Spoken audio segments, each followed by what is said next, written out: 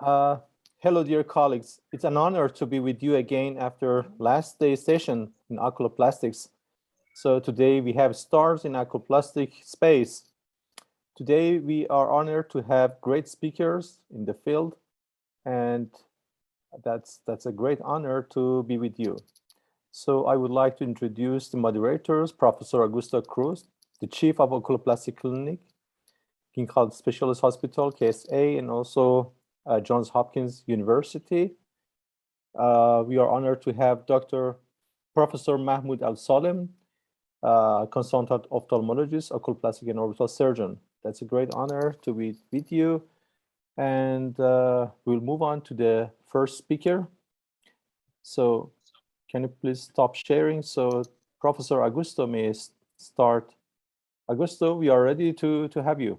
So I'm going to just talk my thoughts about doing orbital decompression and at the same time doing upper lid retraction. This is a topic that is not being, there is not a lot of papers about that. I don't know if you guys do that, but anytime that I see a patient with grave disease that need an orbital decompression, I also take a look on the eyelid retraction. And upper lid retraction grave disease, some patients, they have this lateral flare that is an enhanced lateral retraction on the lateral side of the fissure.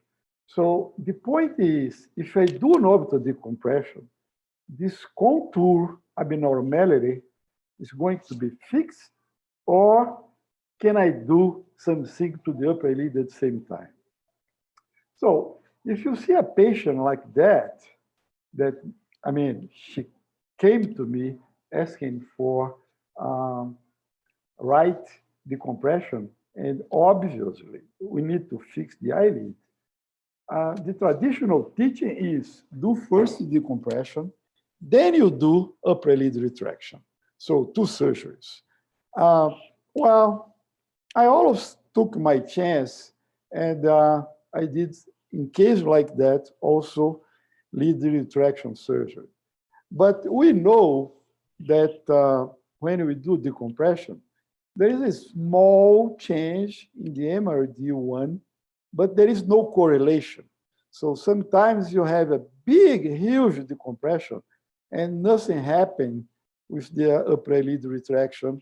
But if you take a lot of patients, the mean effect of decompression is to reduce a little bit the MRD1, but not correlation. I mean, several people have already measured that, and there is no correlation. So the effect of putting the eye back in the orbit on the upper lid contour is controversial. I remember a paper from Bernardino and Peter Rubin. Peter Rubin was my friend, and they published a paper in 2004 saying that upper lid height and contour is normalized after bone decompression. Well, if this is true, you should not do upper lid retraction and decompression at the same time, right? So there is another paper that was published after this paper from Cheng and Bernardino, and the conclusion was transconjunctival biliary muscle recession for correction of upper lid retraction in mild to moderate cases performed at the same time with deep lateral decompression result in acceptable eyelid position in 2/3 of our patient. And overcorrection and consecutive ptosis occurred less often after combining than doing surgery in a sequential manner. So was the opposite conclusion. So, I mean, these guys are saying, go ahead and do upper lid retraction and decompression at the same time. I always did that. And I mean, this is one of my patients that we did bilateral decompression and upper lid retraction at the same time. The result is acceptable. Another patient that had a small retraction here, so we did orbital decompression and kind of aponeurosis recession laterally. She was fine. And this is another woman that I did transconjunctival miliarectomy and orbital decompression, and she was also very happy. But some people, like this guy here, I did huge decompression and upper lid retraction, and he needed an adjustment here. The contour here is a little bit flat on the left eye, kind of ptosis. He was happy, but I was not very happy with the result, the final result. So I decided to put that in scientific grounds. And 2 years ago, we published that paper in Current Eye Research. And the idea is, how can we measure a flare in a way that we can compare and see what happened with the flare? So we decided to measure it lateral MRDs. I mean, this is MRD1, but also you can do the same thing on the lateral aspect of the lid, okay? So when we did that, we asked several surgeons to judge if the patient had flare or not. And this is the control group. And everybody agreed when, I mean, the decrement of MRD was very low, and the most lateral MRD was like 6% of the MRD1. So everything here is a percentage of the MRD1. You see that laterally in control group, there is, I mean, the MRD decrease, decrease, decrease. And there is a group of patients where the MRD lateral is still pretty high compared to MRD1. So I think that was a good way to measure the flare. So we did a huge study with patients from the United States, from Spain, and from Brazil. And we decided to measure all those MRDs here, okay, before and after decompression. So this is the result. So before, okay, before surgery, this is the way it was. And after surgery, there was a decrement. These are controls, and these are the patients after decompression. The lateral lid flare, I mean, we got some effect. I mean, I cannot say that decompression does not change the contour, because the mean here, I mean, you see the flare before and after surgery, it got a little bit smaller. But so you see here a patient pre and post, nothing happened with the contour, pre and post, nothing happened with contour, pre and post, the contour is much better. So in some patients, I mean, there is an effect on the lateral flare. So my conclusion with this study is that orbital decompression does reduce the MRD1 a little bit. The effect is not correlated with the magnitude of decompression, and the effect of decompression in the lateral flare is partial. After decompression, in my experience, the lateral flare is still there in 60% of the patients, which means that in 40% of the patients, if the flare is not too big, you're going to fix that just with decompression. So, guys, up to you if you decide to do upper lid retraction and decompression at the same time. I recommend that if the flare is very important, you can do it. If the contour is mild, abnormal, I think that is a good idea to do up to decompression first, and then after that, go ahead and do upper lid retraction. But if the flare is too high, if the contour abnormality is lateral is too high, I think that you are entitled to go ahead and do get some chance and do decompression and upper lid retraction at the same time. So depend on the patients. Most patients, the flare persists after decompression. I think that's all I have to present to you. I hope you enjoyed the talk. Thank you very much. Thank you very much, Augusto. Great presentation. with nice conclusion. Can you please introduce the next speaker? Okay, so next speaker is going to be Dion. Okay, Dion Paredes is a well-known physician and researcher in Graves orbitopathy. Has published a lot on that field, and I'm pretty sure that he's going to give us a wonderful presentation. Thank you very much for your kind introduction. I would like to speak about novel and orphan techniques for eyelid reconstruction and our experience in Rotterdam. I have no conflicts of interest to disclose. I will speak about priorities and principles in eyelid reconstruction and discuss various surgical techniques, both new, old and orphan. We'll address techniques for upper, lower and medial canthal reconstruction and conclude with some take-home messages. First of all, we have to ask ourselves, what is the eyelid defect size? And is it a full thickness defect? Priorities in eyelid reconstruction include to obtain a stable eyelid margin, adequate eyelid height, eyelid closure, a smooth epithelialized internal surface, and maximum cosmesis and symmetry. Principles include to reconstruct two lamellae. Never put two free grafts on top of each other. Match like with the like, choose the simplest technique, minimize vertical tension, whilst maximizing horizontal tension, and obtain canthal fixation.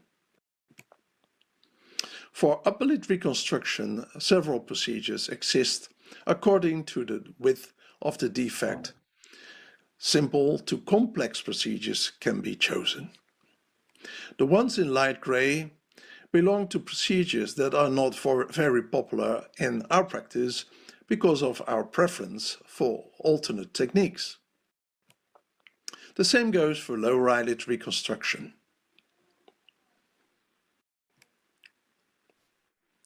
So let's have a look at some novel, classic and old techniques.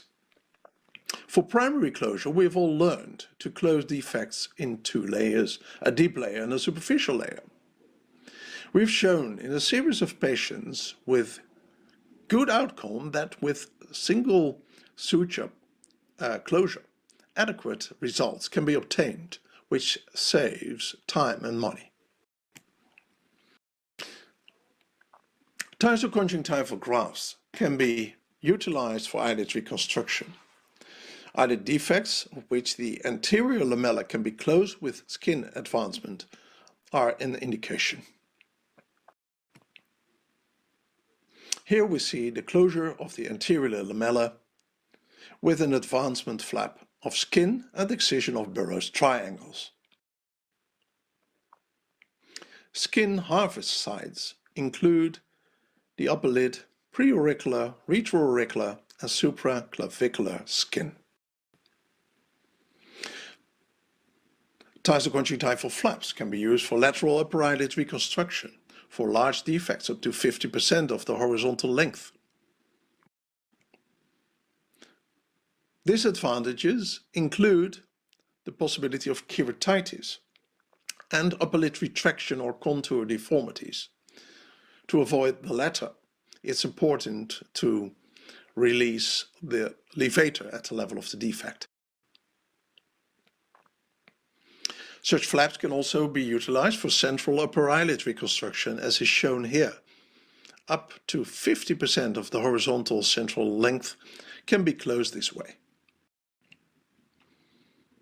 For shallower upper eyelid defects with at least 4 mm of residual tarsal plate vertically above the defect, a technique described by Irvine and McNabb in 2003 can be very useful.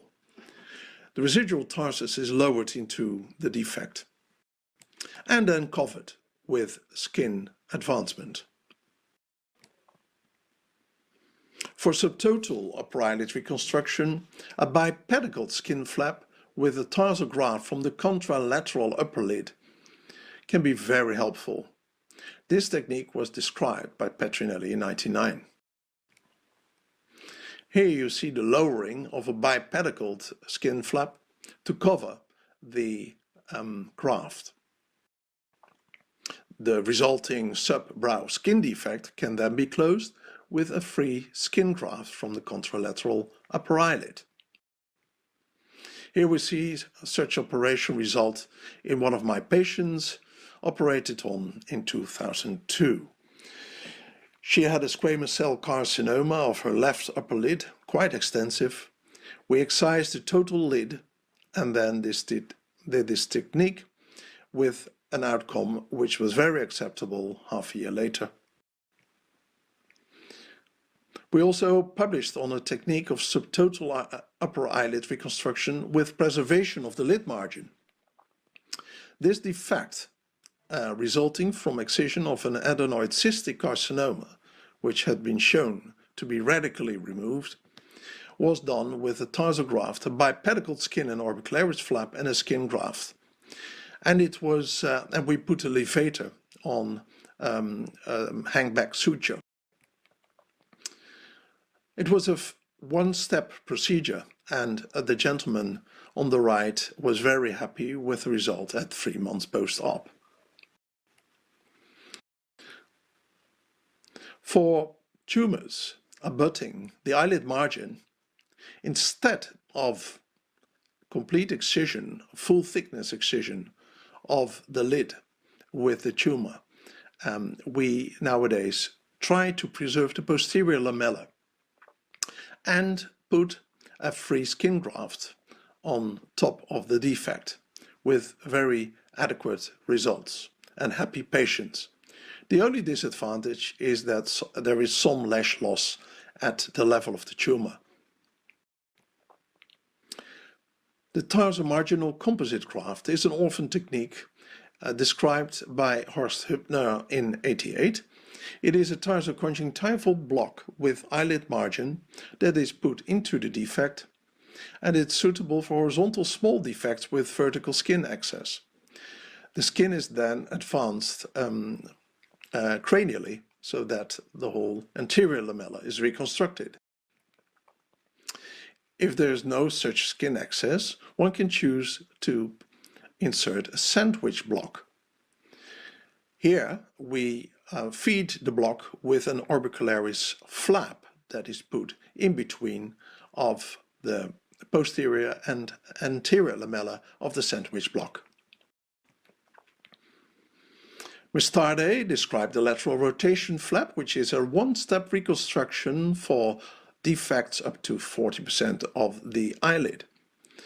The advantage of this technique is that postoperatively there is a normal lid margin at the level of the cornea.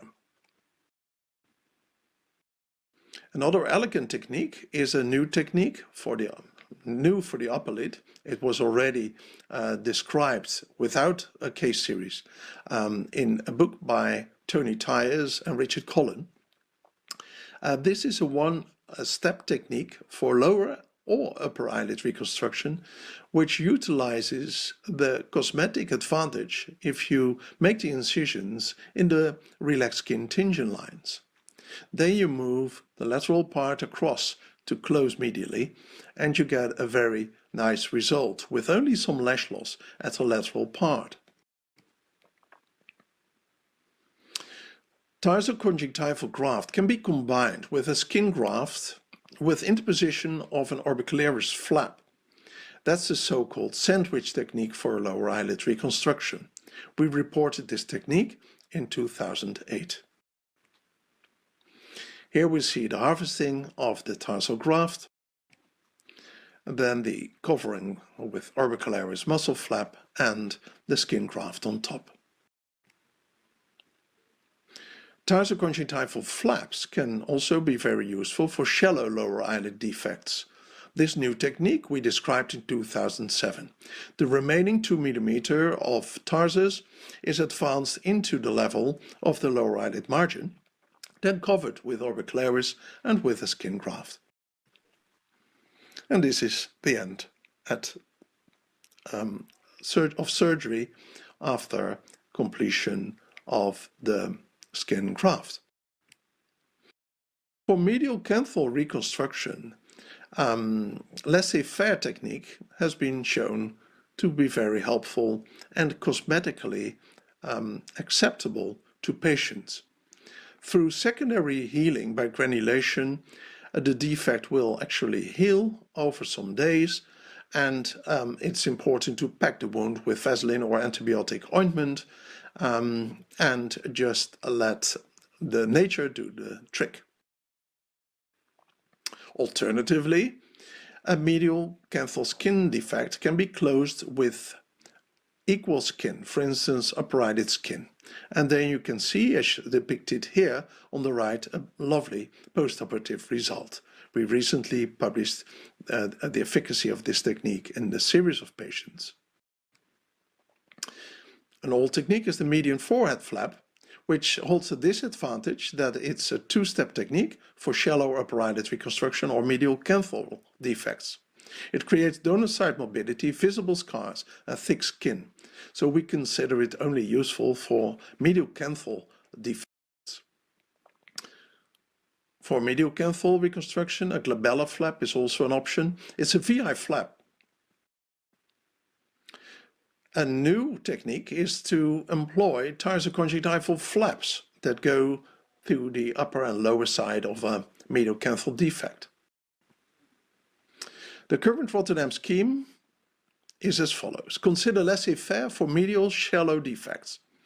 Direct closure with or without lateral cantholysis, composite grafting or sandwich blocks, then tarsal flap with skin graft or tarsal graft with skin flap, and tarsal grafting with bipedicled skin flap and skin graft, or a sandwich technique. It's important to reconstruct a normal eyelid margin above the cornea to restrict donor side morbidity and to use a one-step procedure if the results are comparable. Finally, I would like to point at a free book on eyelid reconstruction that can be downloaded through www.dionparedans.nl, and I would like to invite you to the upcoming 40th ESOPAS annual meeting in Nice in September this year. Thank you very much indeed.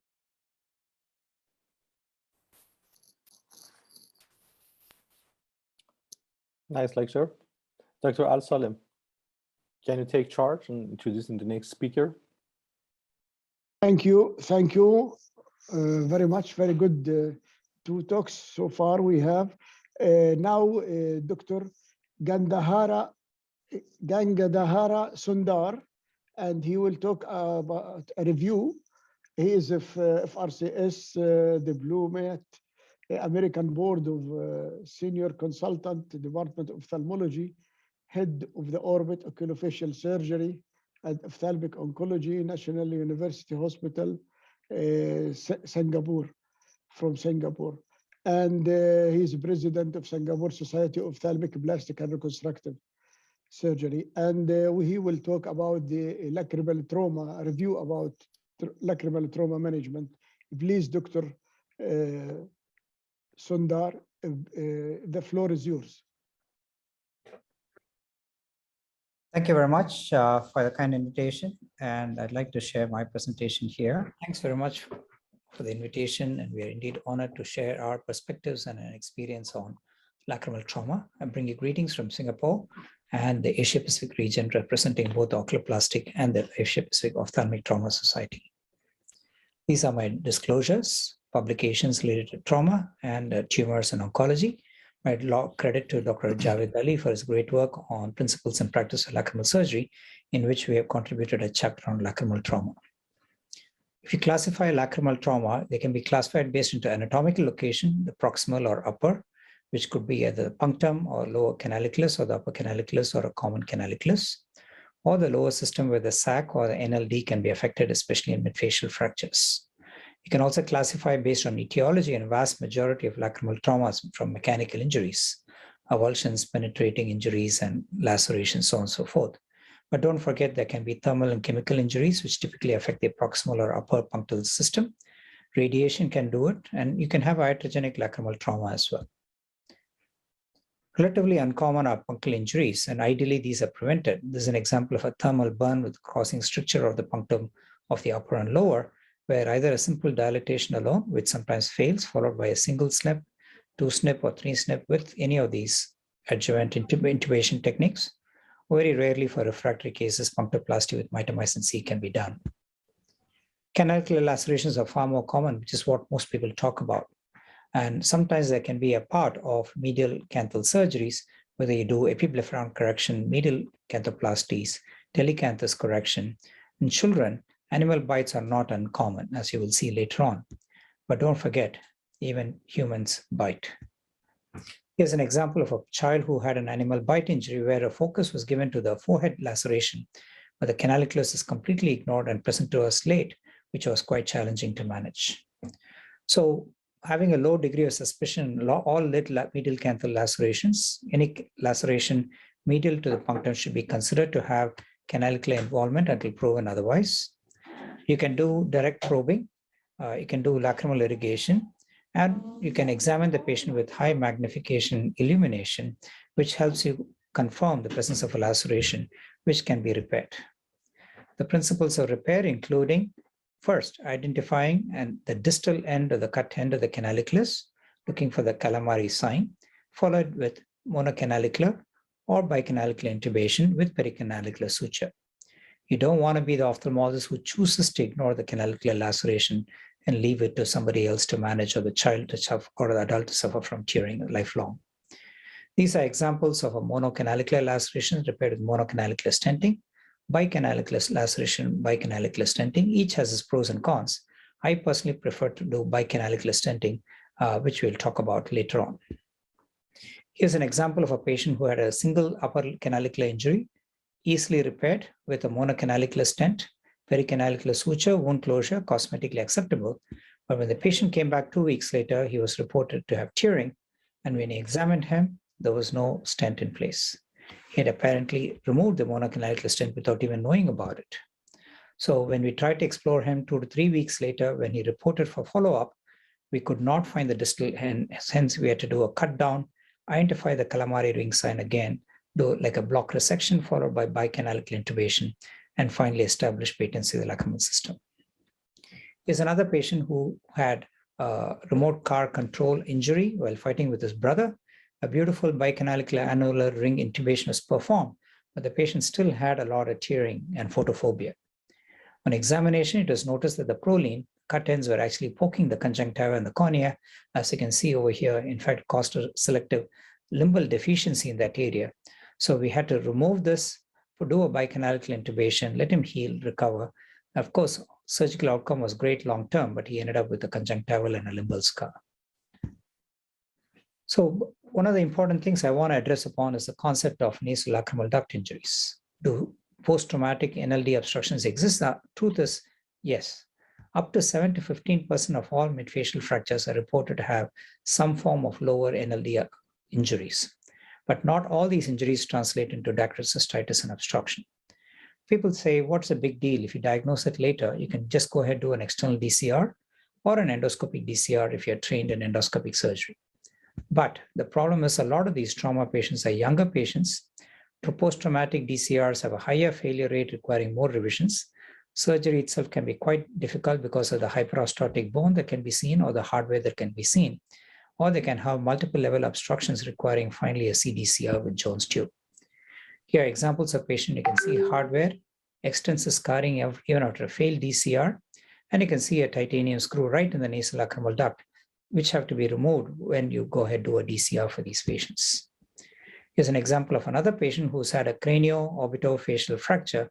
You can see there's no anatomical semblance of lacrimal drainage system, where going and doing a DCR in a patient like this who's got titanium hardware all over the place is going to be very difficult. So when you assess patients with midfacial trauma, be the person who actually critically looks not just at the rims and the walls of the orbit, but also the nasolacrimal duct. When these patients come to you late with a chronic dacrytic cystitis, in addition to a CT scan, do a nasal endoscopy and a dacrocystography, which kind of tells you the level of obstruction, the thickness of the bone, so that you can plan your complex DCR for these patients.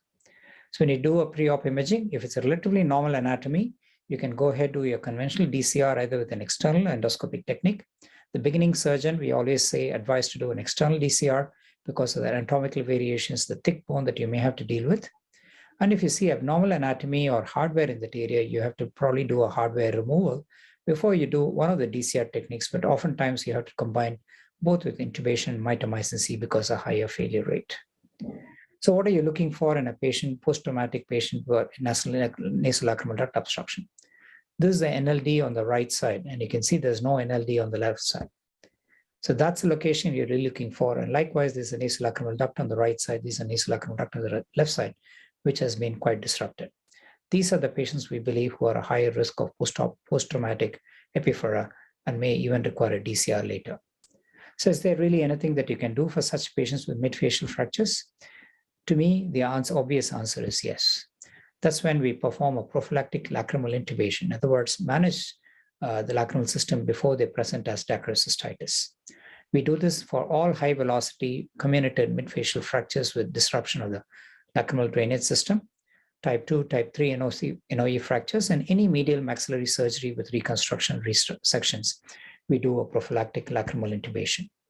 Here's an example of a patient who's got a comminuted cranio-orbitofacial fracture, again, disruption of nasolacrimal duct, where we have done a bicanalicular intubation atraumatically, established a patency NLD, after which all the formal reconstructions were done. So any further revisions will not have to involve the lacrimal system, but only the rest of the face. Here's an example of a patient with a fibro-osseous dysplasia of the medial wall of the orbit abutting the lacrimal drainage system, where we, in addition to removing the tumor, performed a bicanalicular intubation so that when you put the hardware in, the patient will not have a long-term epiphora. Here's another patient where we attempted a bicanalicular intubation in a comminuted Lefort 3 fracture. You can see the medial wall, the lateral wall flow disrupted, along with the unilateral NOE fracture, where we attempted, but we could not get the bony support to do the bicanalicular intubation. So with a failed DCR, failed intubation, but however, with both bony reconstruction and soft tissue reconstruction, we managed to achieve a reasonably good outcome still with a slight telecanthus, a reasonably well-healed scar, but a wet eye. You can see this can result in a bony anatomy changes such that you cannot do a simple DCR with intubation. So these are patients where we end up doing a Jones tube. And if you're doing an intercanthal or wiring for telecanthus correction, which you can combine it at the same setting, so that you can do a conjunctiva DCR with Jones tube. So in summary, I think be aware that lacrimal sac and lacrimal drainage system injuries are not uncommon. But try to avoid, as surgeons, medial canthal dissection causing lacrimal drainage system injuries. Keep a low threshold for intubation. I prefer a bicanalicular rather than a monocanalicular intubation. It's not just a proper technique, but do it in a way such that you can avoid complications. Know the merits and demerits of monocanalicular versus bicanalicular intubations. And in patients with suspected nasolacrimal duct fractures confirmed on CT scan on irrigation, be a proactive manager so you can do prophylactic intubation so that you can avoid a traumatic DCR in these patients later on. And if and when things fail, know how to do a good, high quality external endoscopic DCR in these complicated patients. Thank you very much for your kind attention and happy to take any questions. Thank you, Professor Sandar. Great presentation as always. So we move on to the next speaker, Professor Ali Mukhtarzadeh. So Professor Ali Mukhtarzadeh is assistant professor in oculoplastic orbital surgery from University of Minnesota Department of Ophthalmology and Visual Sciences, United States. He will give a talk on updates on thyroid eye disease experience with TEPEZA. Ali, stage is yours. Thank you. Thanks for the invitation. Congratulations on the wonderful meeting you have going and excellent talks we've had. I'm trying to share my screen here.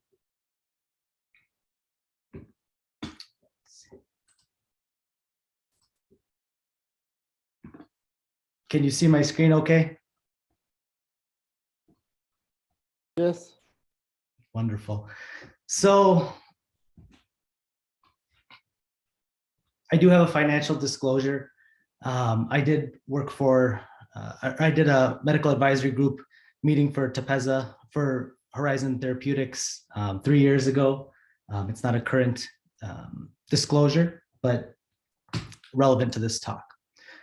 So to put it really simply, thyroid eye disease is a condition where inflammatory changes lead to activation of orbital fibroblasts and ultimately result in enlargement and stiffening of extraocular muscles and adipose tissue expansion, and this results in proptosis, lid retraction, and strabismus. As we all know, it's a biphasic disease where there's an active inflammatory phase and then a passive congestive phase, which ultimately results in permanent disfigurement and functional vision loss. So classically, we always talk about just observing the patient as they go through this active phase. And then once they reach this fibrotic phase, we offer reconstructive surgery, as Dr. Cruz beautifully talked about earlier. But in the ideal world, we would be able to intervene sooner with medical therapy such as steroids or radiation and some of the new biologics to minimize the severity of the disease and then make the patient start from a better place once we start thinking about reconstruction.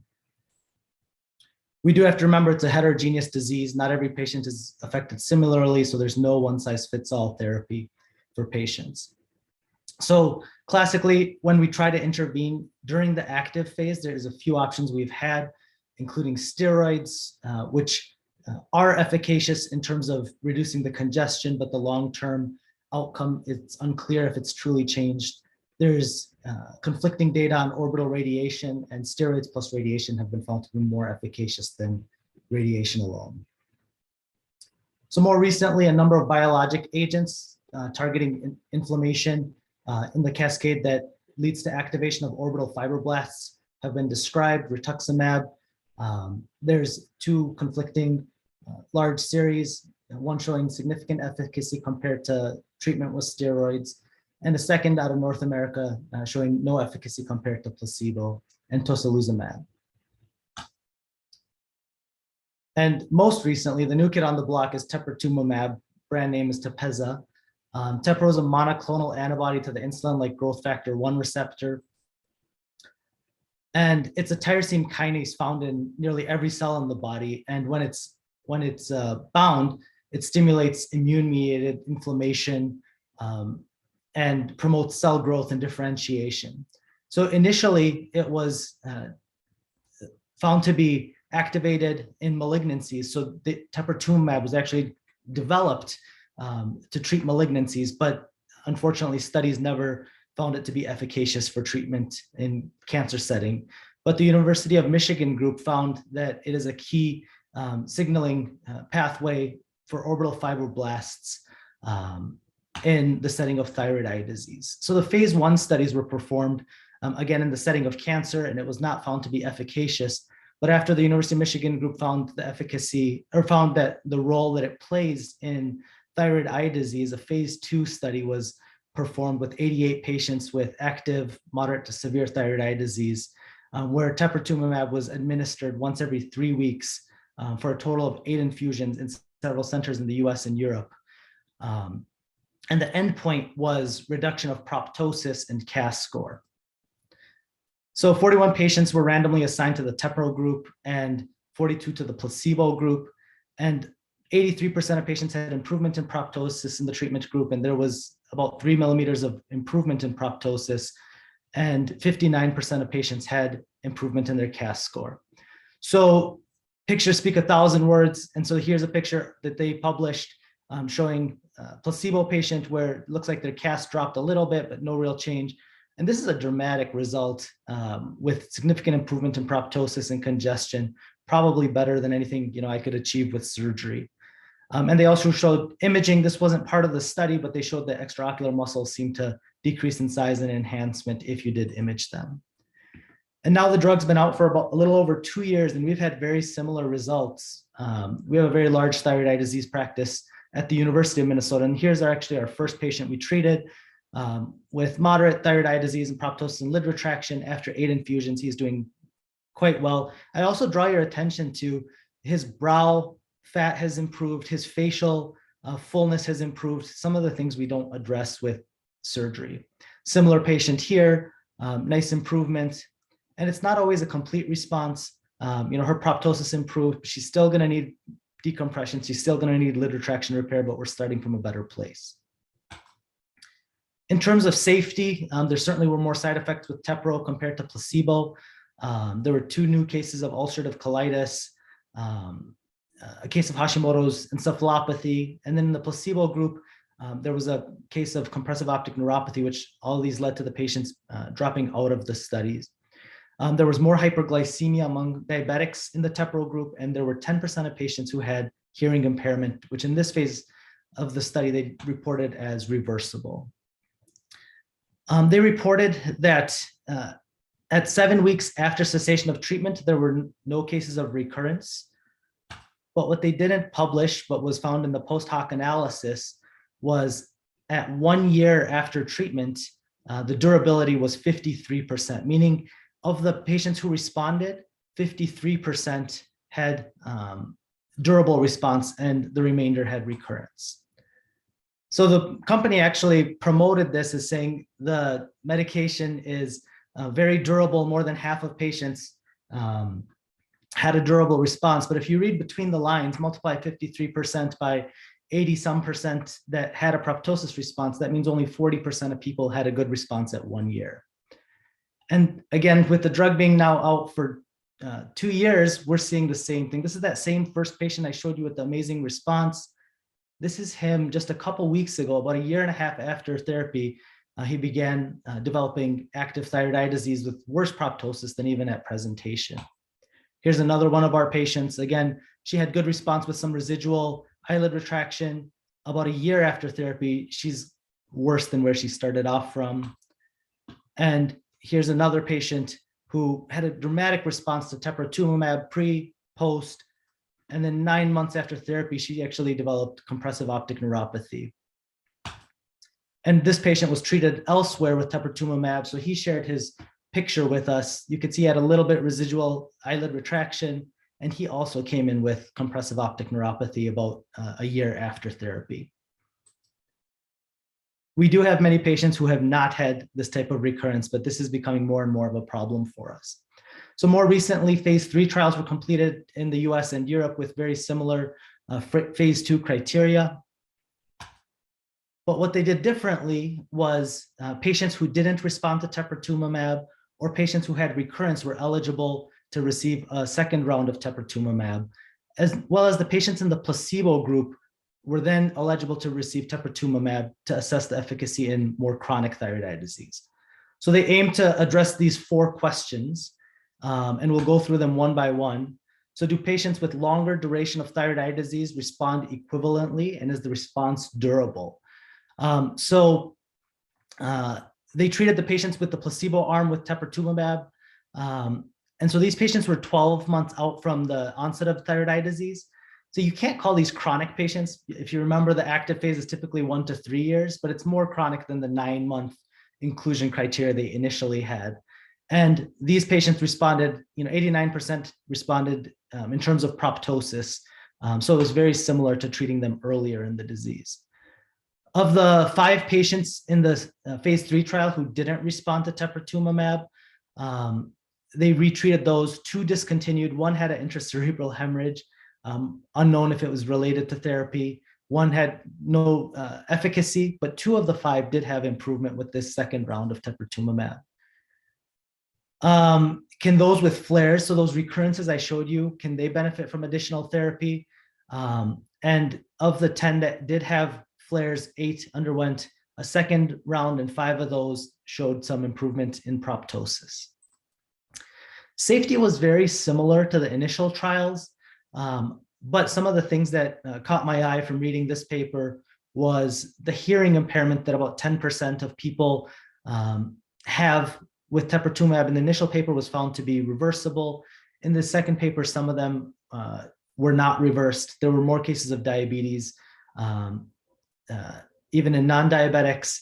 And now there's more case reports coming out of, again, more non-reversible hearing loss in a very small subset of the patients. And no discussion of teprotumumab is complete without pointing out its cost. It's $350,000 for 8 infusions. In the United States, it's the only FDA-approved therapy. So we have an easier time getting this approved than rituximab because that's not approved by our FDA. But this is way more expensive than surgery or radiation or anything. There are numerous case reports of other uses of teprotumumab, such as utilizing it for chronic thyroid eye disease, such as this patient with 2 years of stable measurements, as well as for dysthyroid optic neuropathy. But these are just case reports and there's no good case series yet.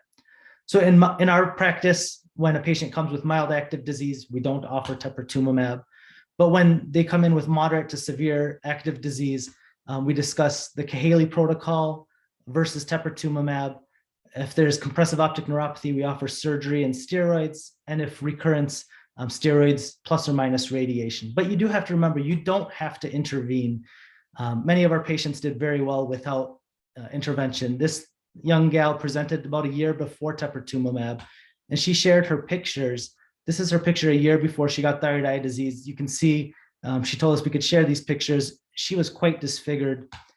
And we have a wonderful multidisciplinary team at the University of Minnesota with neuro-op, oculoplastics, as well as adult strabismus.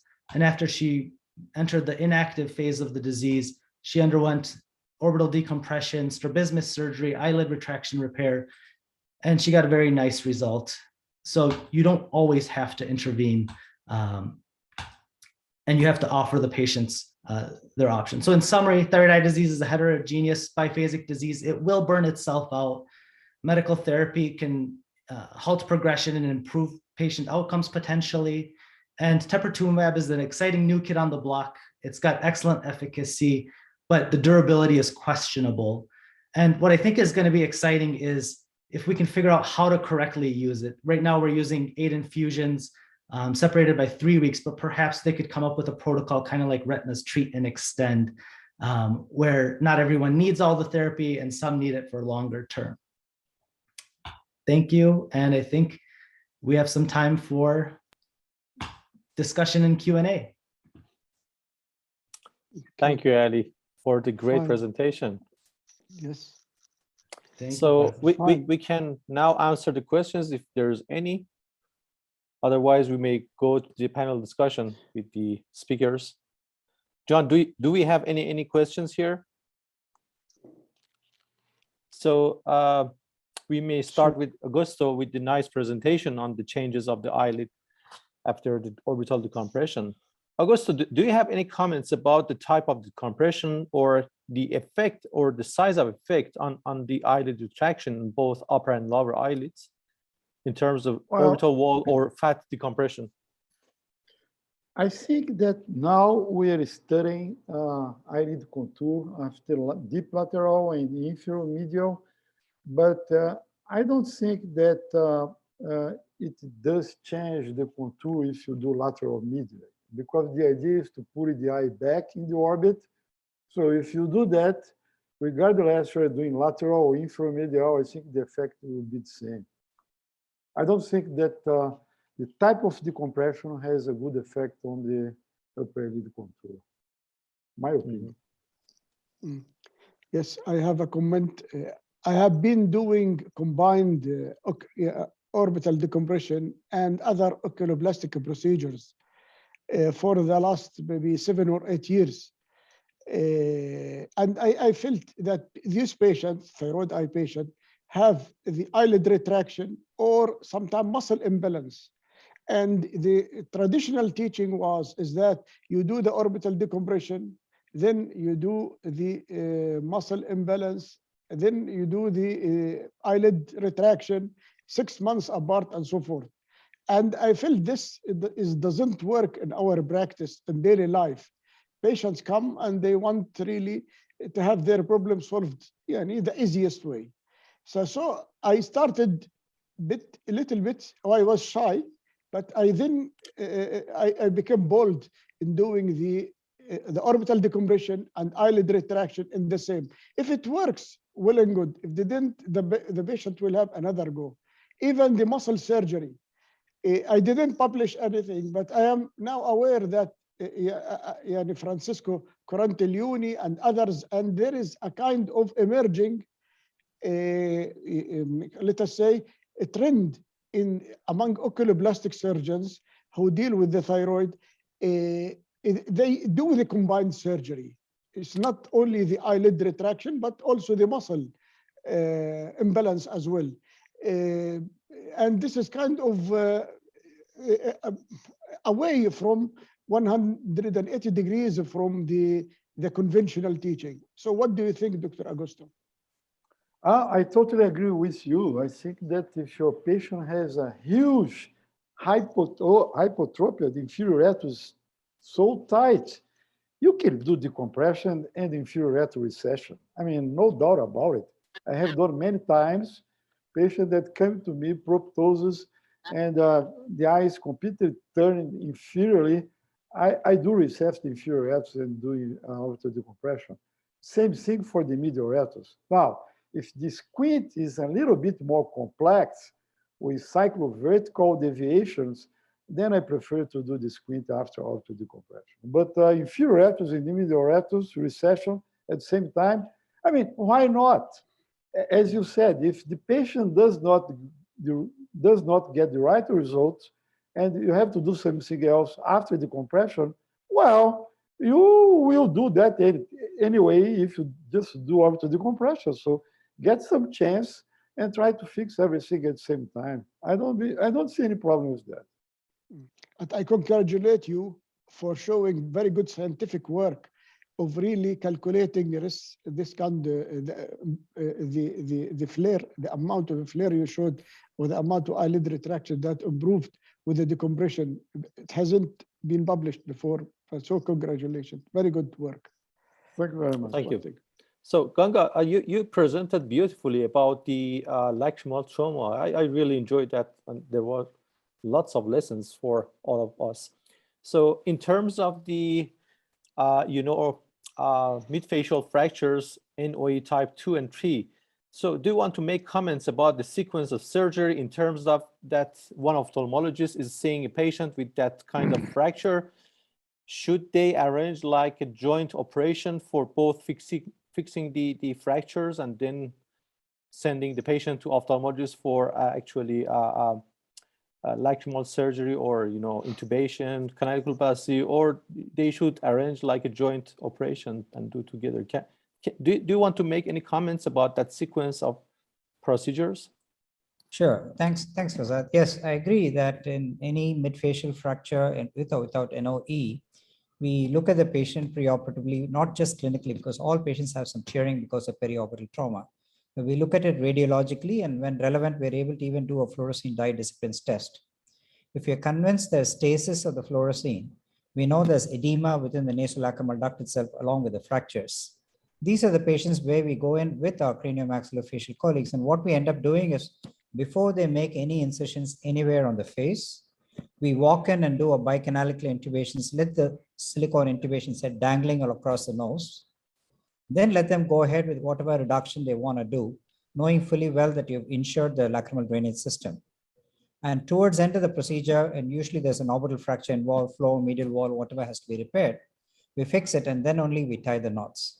So we are the first to go in and we are the last to come out as well in these kind of complex fractures. And this has worked very well for us. But you need to have a good communication with your craniomaxillofacial surgeons. And Ganga, how long after facial fracture and persistence of the epiphora and everything has been done for the patient, like canaloplasty, do you decide for doing for the second procedure, like revision of canaloplasty or DCR or Jones tube insertion? How long do you wait? I mean, we look at for anatomical patency, and a lot of times patients have tearing, but they still have fluorescein flowing through. Then we have a very high threshold to do any procedures. Thankfully, with all the patients, we've done a bicanalicular intubation, anatomically correct intubation. We've never had to do any DCRs or revision procedures at all. I generally leave it anywhere between 6 weeks to 3 months for these patients. And only when I'm convinced all the swelling is gone, the patient is relatively asymptomatic, you confirm patency, both fluorescein dye disciplines and lacrimal irrigation. I take the tube out in the clinic, which just takes 20-30 seconds. So the failure rate is only the patients where we have not been able to intubate. That's probably in my hand, I can calculate 3 or 4 patients we have not been able to intubate. And the dacryocystitis that we have managed in the years past where it was neglected, those have been painful surgeries, and that's what motivated us to do prophylactic intubations. Thank you, Ganga. So Yes, I wanted to ask Dr. Baradins. He's not with us. Something he mentioned, perhaps I want to know. He said traditional teaching is that when you construct the eyelid, you do 2 layers. But sometimes we can do. He said sometimes we can do and go with that. We can do 1 stitch, 1 layer, and that will be enough. And if it's going to work in the lower eyelid, doesn't work in the upper eyelid. What do you think, other panelists? He said,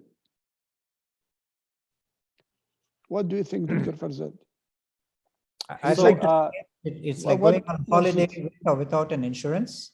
You can still go on a nice holiday and come back without an insurance policy. But every once in a while, you put that second stitch a lot of times more for reinforcement and security than anything else. The same thing for mid-face lifts, lateral canthal elevation. The anchor stitch is the most important stitch, but the second stitch is more of a security stitch. That's my personal perspective, but maybe the other experts can comment. But do you construct the eyelid with 1 layer or 2 layers most of the time? In children, I tend to use 1 layer, and that too absorbable sutures rather than non-absorbable sutures. But in adults, I would probably do both 2 layers. That's my practice, and that's how I teach my fellows. Fine, okay. thank you. So we have just 3 minutes left. So I would like to move to the next speaker. Dr. Ali beautifully mentioned about the role of Tepeza in thyroid eye disease, and I really enjoyed that wrap up. Actually, Ali, you informed us both about the pros and cons of that teprotumumab. So we have information about the efficacy of teprotumumab on this thyroid optic neuropathy, and also we have seen that some patients on tepro showed DON. So in terms that you have scheduled the patient for starting tepro, if the patient shows to be a DON case, what do you do? Do you switch to the classic like steroids, or do you move on and continue tepro to see what happens? I've never had a patient on teprotumumab develop this thyroid optic neuropathy, and I don't know that it's been published. I may not be aware of a case if it's been published. The question that often comes up is when a patient comes in with dysthyroid optic neuropathy, if we can treat them with teprotumumab. And the cases come up that they treated them are usually out of California, where all the money is, because in Minnesota we don't have that kind of money, and we have to get it through insurance. It takes too long. So we typically treat like we used to with steroids, orbital decompression, and we haven't used teprotumumab for this for compressive optic neuropathy acutely. Can I ask one Ganga, question for Dr. Ali? Dr. Ali, are you Yes. aware of any comparison between Tepeza and steroid and radiotherapy? Because most of papers, people use Tepeza against placebo.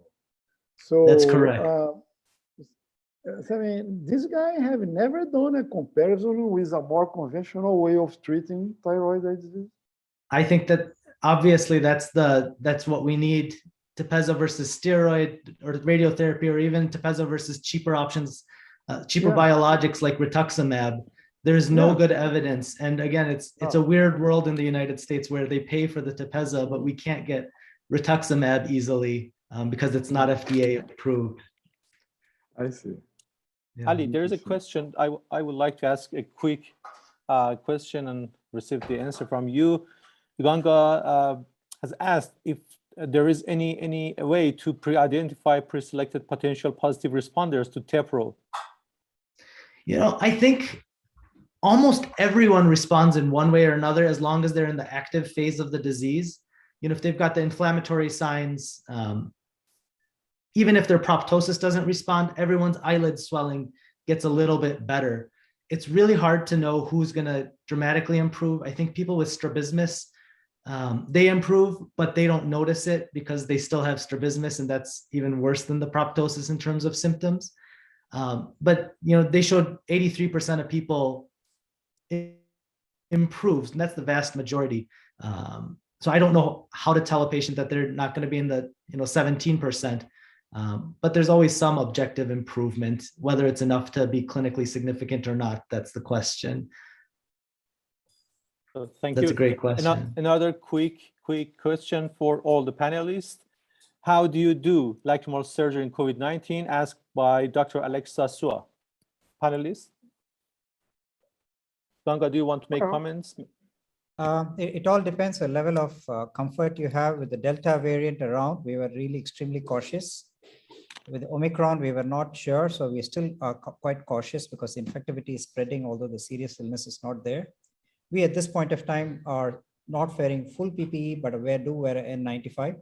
We still wait outside the OR when a general anesthesia patients being either intubated or extubated. But local anesthetic procedures, just N95 and the usual universal precautions. That's a Singapore practice. Dr. Mahmood? Okay, thank you. Well, we have in the heat of the Omicron in this country, and we have a third almost of the population, infected, but it is a very mild, looks like. There is no hospitalities and there is no mortalities. And I think it is going to go out, inshallah, in the beginning of Ramadan or next month, maybe.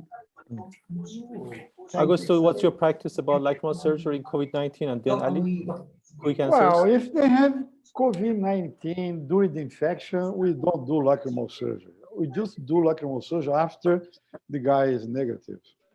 That's the policy. Dr. Mahmoud, can we, please, we are already, the time is finished. Mashi, time is finished, yes, I think. So, yes. Thank you very much for all. Dr. Assam. Okay, thank you very much, guys. It was a nice meeting. Tomorrow, Congratulations inshallah. on the great meeting. Okay, thank you, Dr. Muhammad. Thank you very much. Thank you. Very good, very good. We'll leave the meeting now.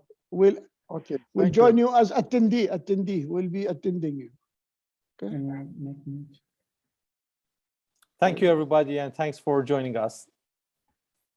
Goodbye, everybody.